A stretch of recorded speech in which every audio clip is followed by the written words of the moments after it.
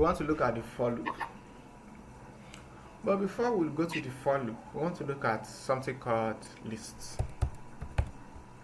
Lists. In Python programming, there are 4 data types or data structure that allows us to store multiple items in a container. What I mean is this. If I say a equals to 5 and I say a equals to 2, if I say print a, what are we going to say? 2. Good. Thank you, sir. That means these 2 will override the 5. But what if I want to store the 2 of them inside a? So there are 4 data types that allows us to store multiple items in a container. One of them, or the first of them that we're going to consider, is lists.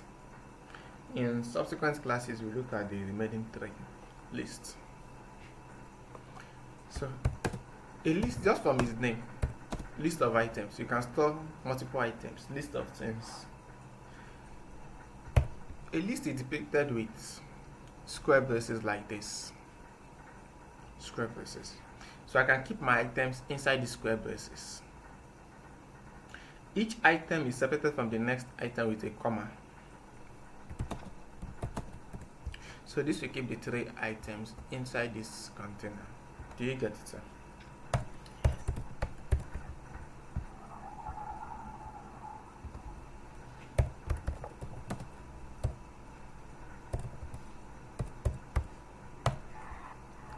So now the first item is at position.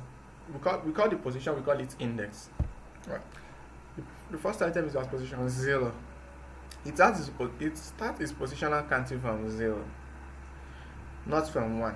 Normally we say the first item should be at position 1, second should be at position 2, third at position 3, on and on like that.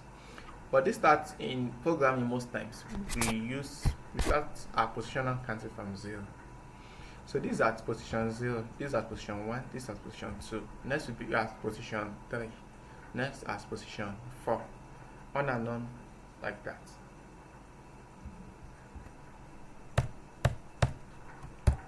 So if I want to see the value at position 0, we say hey, which is the name of the variable. Then we put a square braces, then we put 0 here. So this will give us the value at position 0, that is 2. Do you get it, sir? Do you understand it, sir? Yes. Okay. Yes. But we do not call it position, we call it index. So we say a index 0. If we want to see 6, we say a index 1. That will give us 6. If we want to see 8, we say a index 2. That will give us 8. If we put a index 3 here, it will throw an error because there is no value at index 3.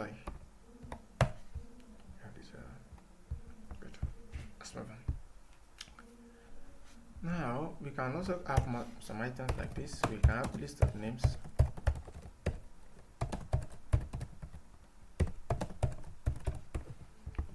This is a list of names. Let's say I have this list of names.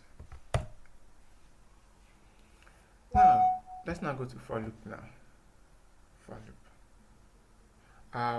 Okay. I think let's look at len keyword. Len. You see, in Python, there's something called len. Len is a short form for length, like this. Len tells you the number of items in a list. So if I say len A will give me 3 because there are 3 items here. If I say len names will give me 4 because there are 4 items here.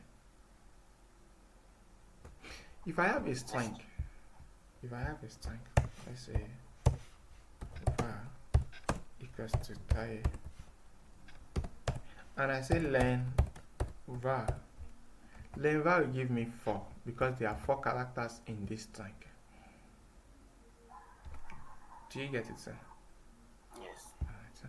So if you have a list like this, it will give you the number of items in the list. 1, 2, 3, 4. If you have a string, it will give you the number of characters in the string. So why are we learning all of this? Let's bring all of these things together now in our for loop. Remember, a loop is used to repeat something, to do something over and over again. Now, for loop, we can say for, put a value here, anything of my choice. I can say ABC in names. For ABC in names, print ABC. Now, for ABC in names, ABC represents each of the items inside names. It's not even to call it ABC. This can be anything. Like anything. Right? I just try to use ABC. For anything in names, print anything. What it's going to do is that anything will first represent the first item here, which is Peter. Then it will run the codes here, it will print anything, which is Peter. Then anything becomes the next item here, which is James. Then it will run the codes here, which is print anything. Then it will print James. Then anything becomes the next item here, which is John. Then it will print the value of anything, which is John. Then anything becomes the next item here, which is Andrew. Then it will print the value of anything, which is Andrew. Do you get it, sir? Yes. So anything represents each item in names. Now, I want to ask a question. Right.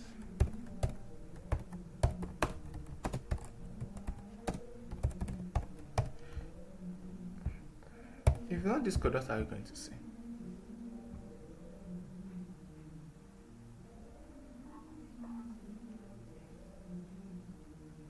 We are going to see error because there is no how are you in the list.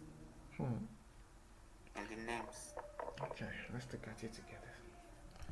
The way it's going to work is this. Anything will first be the first item, which is Peter.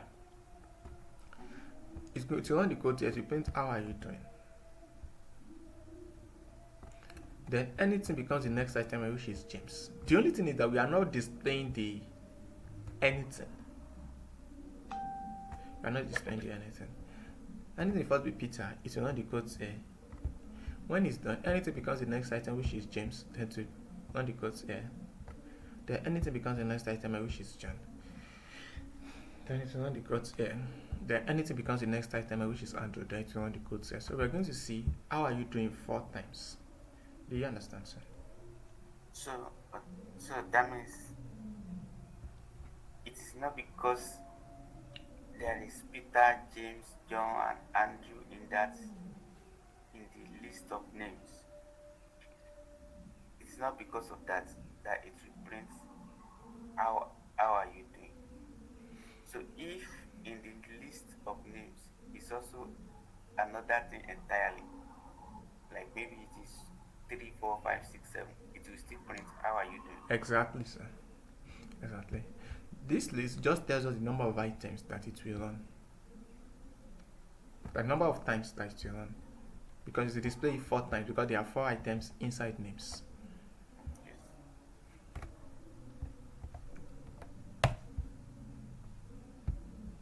Now, but this anything represents each of these values. Anything first with Peter. So we can do something like this.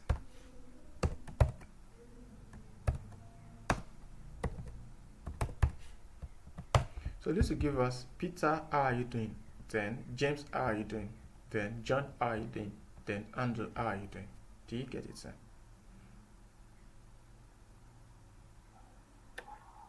Yes. That means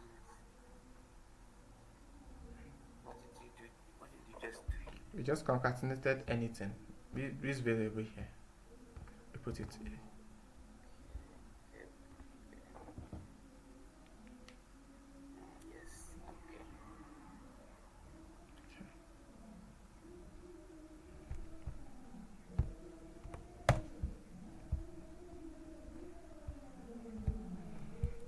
So oftentimes if this is names, we usually call this one name.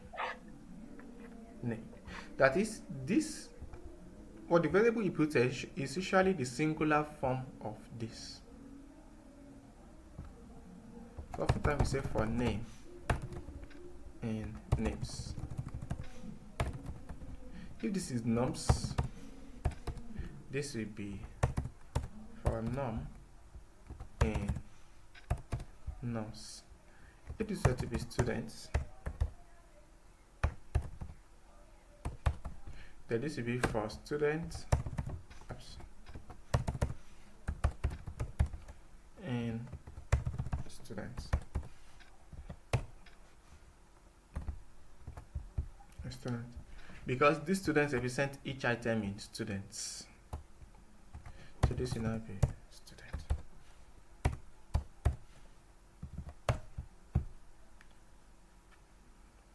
Let's play a little bit with this. Let's play it together before we leave this part. What are we going to see if you run this code? Sorry, a second please. I want to quickly take water.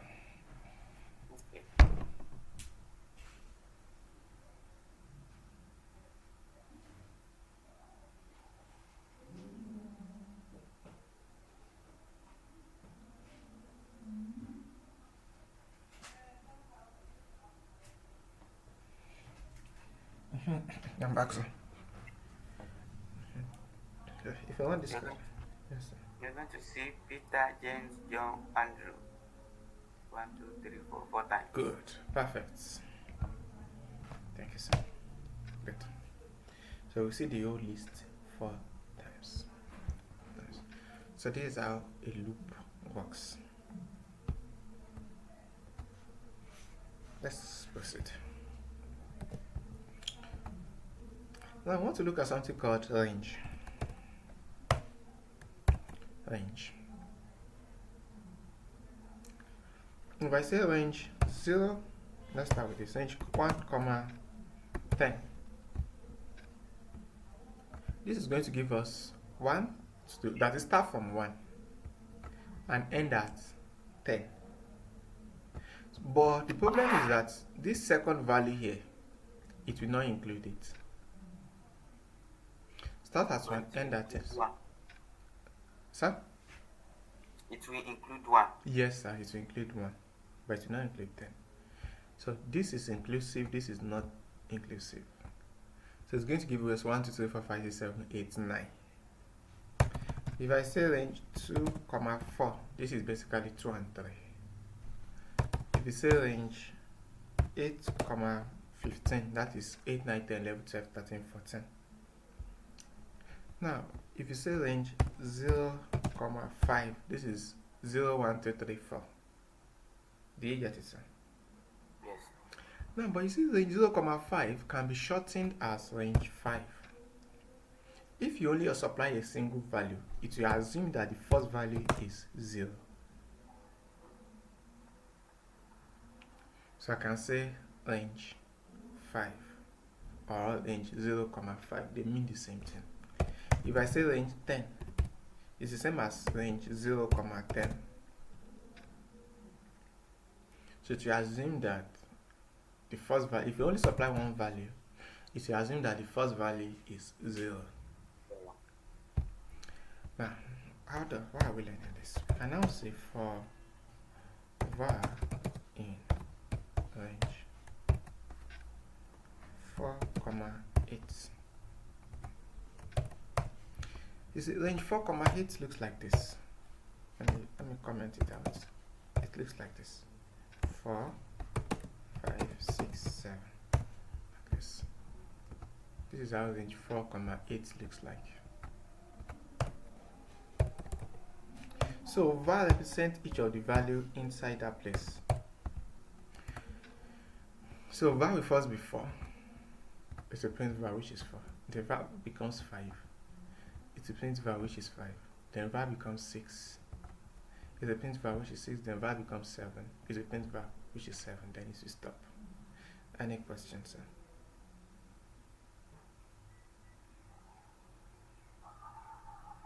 No. Okay, sir. why are we learning range with this for loop? Here's the reason. Let's go back to students.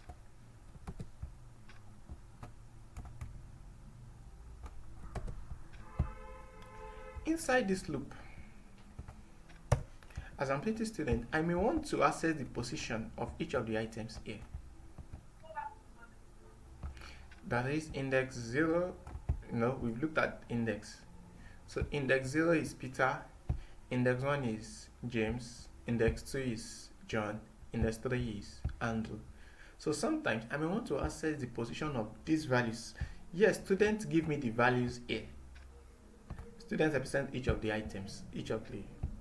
But sometimes I may not just only be interested in the values, I may also be interested in the indexes, and that is why we are using range. Let's see how we can use range to access the indexes. So instead of saying for students in students, I will comment this out and use another approach.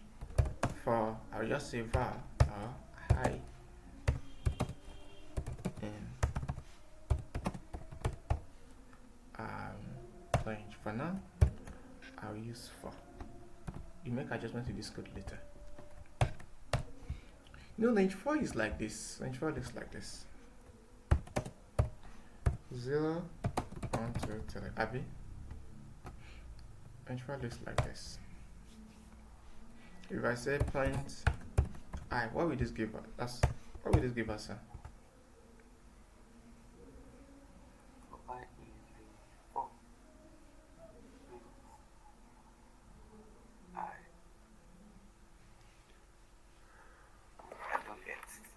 So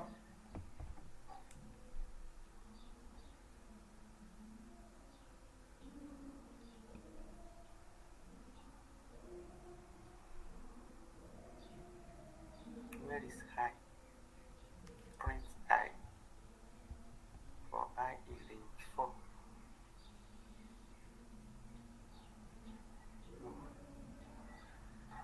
Where is I? There's no I. This here.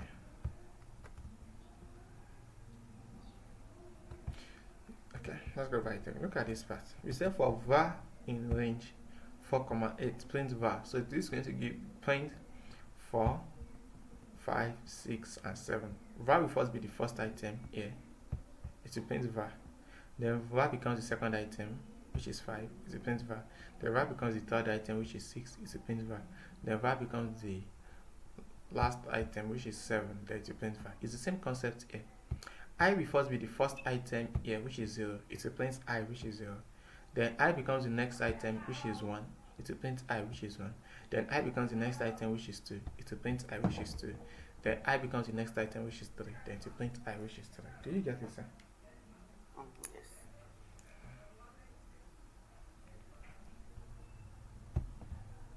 So for this print I, then it will print Peter, James, John, and Andrew too.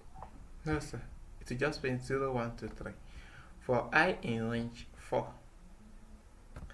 I represent each item in range 4. Range 4 is 0, 1, 2, 3. 0, 1, 2, 3. So it will print 0, 1, 2, 3. Yes, sir. That's how we have this. But we are not yet done. Now, remember the other time I said, if you say students index 0, this will give us what?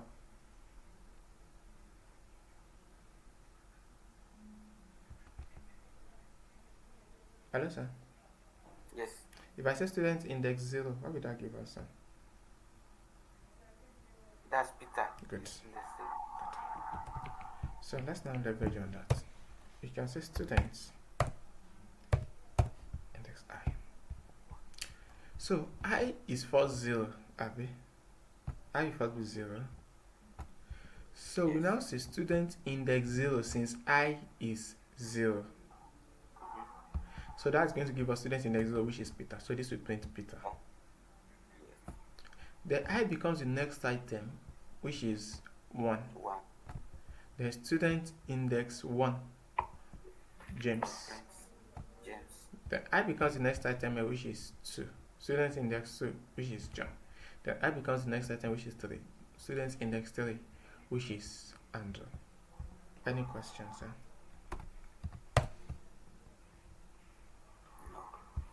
So this approach gives us access to the indexes. If you say print I gives us the indexes. Because I will first be 0, then I becomes 1, then I becomes 2, then I becomes 3. And it also gives us access to the values there. Peter 0, John 1, James 1, John 2, Andrew 3. So it gives us access to both the indexes and the values. So whenever we need to access both of them, we make use of this approach. Do you get it, sir? Okay. Now this I, is it the register term, or I can use A or B or C? It can be anything. Okay.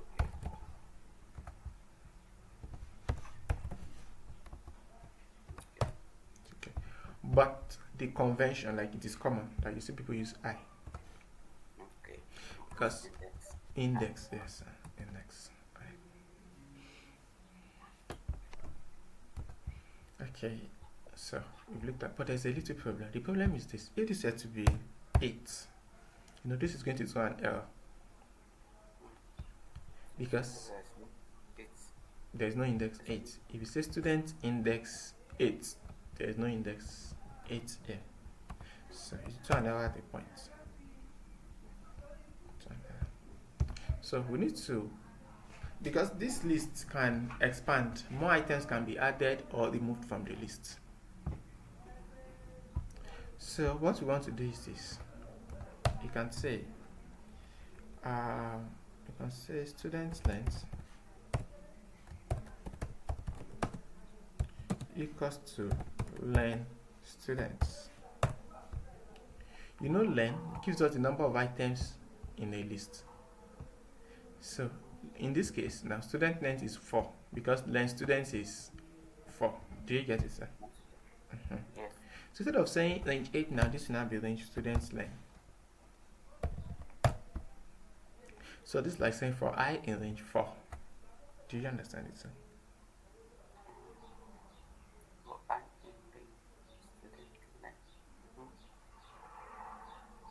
So yes.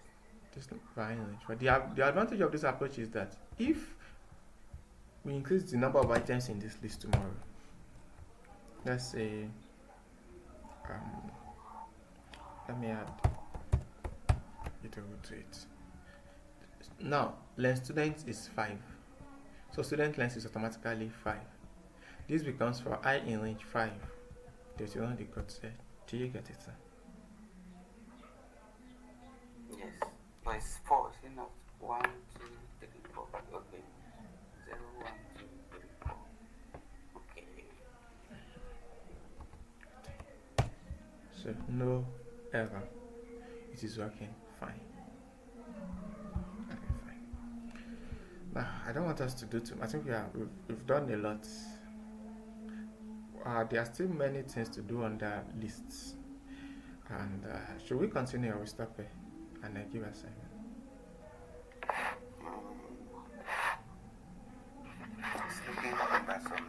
Yeah, that's what I'm thinking.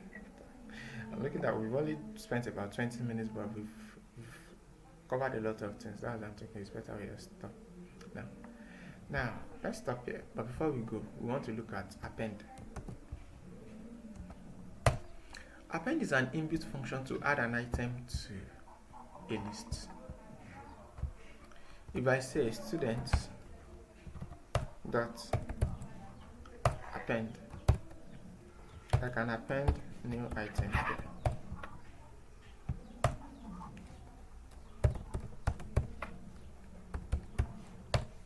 So whatever item you append to a list becomes part of the list. So to push it to the end of the list. So it's not part of the list. So append is used to add an item to a list. Assignment.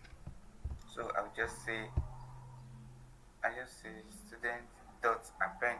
So once I say dot append, yes, sir. Then open a bracket and put whatever I want to append. Yes, sir. Now, does it matter if what I want to append is data or string? It can be any data type.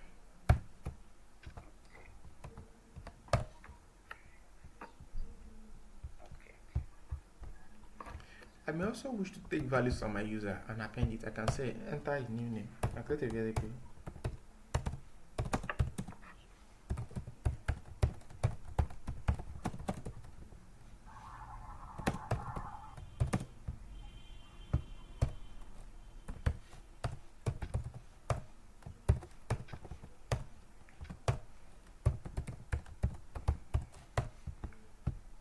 So student.append new name. So it will append whatever value the user enters here, it will be appended to be as part of the strings. Like it will be appended inside this list as part of the list. Then we say pen students, it will print it out. Let's say I decide to enter Ajayi. So Ajayi has been added inside our list. Now assignments.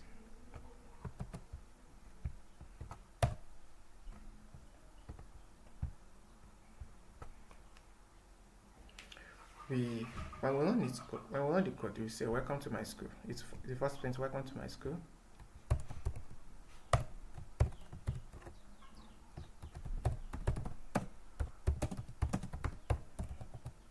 What do you want to do? So what do you want to do? I will enter 1 if I want to add students. Want to add students. 2 to display students.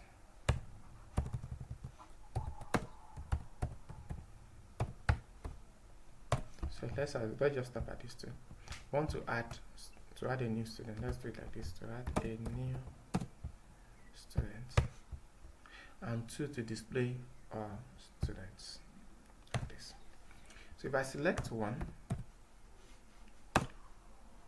it's going to say enter the name under 1. If I select 1 like this, it will say enter the name of the student. So let's assume I entered Taye. It will display this message: Taye added successfully. If this were to be Kenny, this will be Kenny added successfully. Now when I'm done, it will ask me, do you want to do any other thing?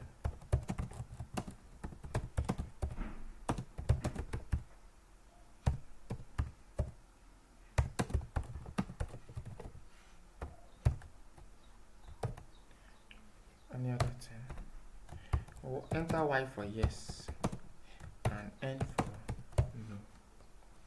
So if I entered Y, which is yes, then it will take me back to this place. But if I entered no, if I entered N, to say bye, that will be the end. But let's assume I entered Y, so it will take me back to this place. It asked me to enter it takes me back to this place: 1 to add a new student, 2 to display all students.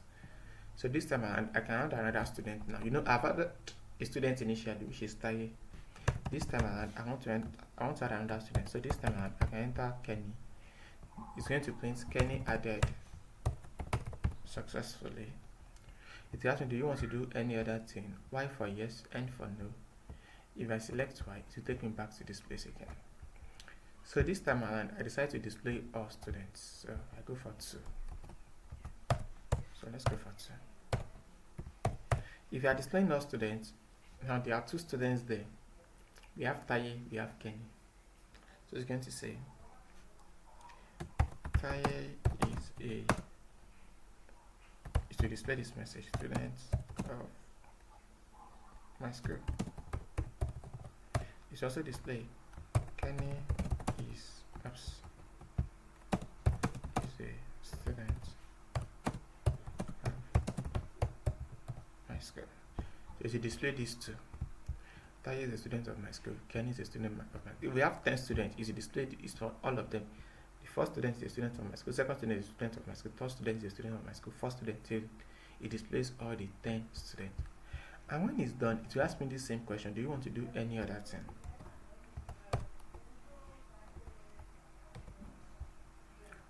Do you want to do any other thing? Y for yes, N for no. If I select Y, it will take me back here. And if I select N, it will say bye. Do you understand it, sir? Yes, but before adding new student, are there any list of students before? No, there will be no student initially. No students in this Okay. game. Yes, sir. Okay. You can create an empty list. You can have an empty Let's list. see. Yes. You can have something like this. This is an empty list. It's fine. So. Okay, sir. Thank you, sir. Thank Enjoy the rest of your day, sir. you, and you too.